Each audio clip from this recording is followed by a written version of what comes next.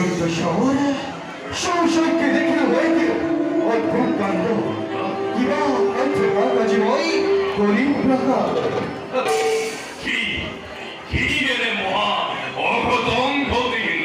সাহার বাবে বিস্ফোরিত হয়ে ক্রমে কিসা মোর সম্মুখ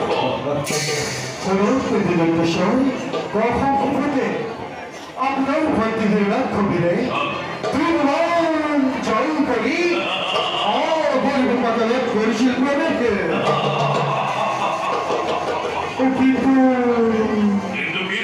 কিন্তু বলা শরীর করে বিক্রমেরই কিন্তু তার কৈশিক সেরে উদ্দেশ্য তন্ত্রের কাছে করে দিল